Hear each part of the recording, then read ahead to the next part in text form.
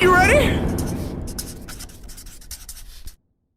Well, I've always been kind of too stubborn to really stop believing in myself. I've always seen guys in the NFL, and I've always felt like I could do some of the things that they're doing. And I know that I'm not necessarily a talented guy in terms of I'm not going to run a 40-yard dash real fast. I'm not going to jump out the gym, and I'm not going to test real well.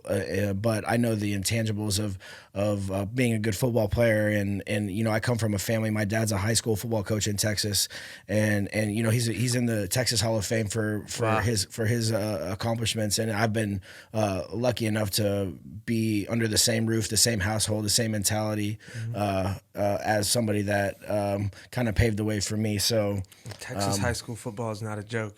no question, man. It's definitely a religion in Texas. Yeah, Houston, Texas. Yeah, I actually played against my dad in high school. He was a coach for another team in our district, and funny, insane. Yeah, I lived in the What was Woodlands. that dynamic like? It was a quiet week. He said it was a quiet week.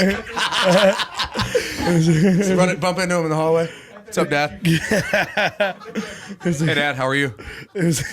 See you Sunday. See you Saturday. It was a quick, Friday night. Friday night. 0 for 3 on that one. Third time's a charm. Yeah. Wow.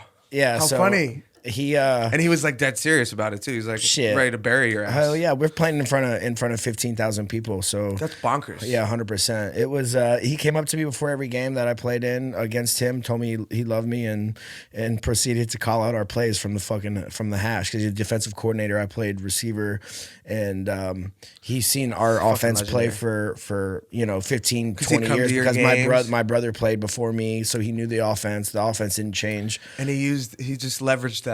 Oh yeah. I remember he was calling out. I remember two stories. It was that's hilarious. two stories that are fucking crazy. That's a legend. He was. We were playing him as my senior year, and I remember being on the field. We're like on the 15. We're about to score, and I can hear him behind. He's calling out the play that we're about to run, and he's on the numbers. Like I'm like, Dad, you're on the fucking field.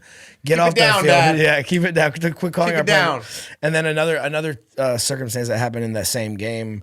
They intercepted the ball, and they were running down their sideline, and I went to go tackle the guy, and I got fucking blasted, and my dad actually caught me on the sideline, and he's weird. like, and he threw me back in the game. He's like, get out there. I'm like, fuck. I'm like, y'all just scored, and I got blasted, but we went on. I won 2 out of the 3, so I had sincere bragging rights around the crib.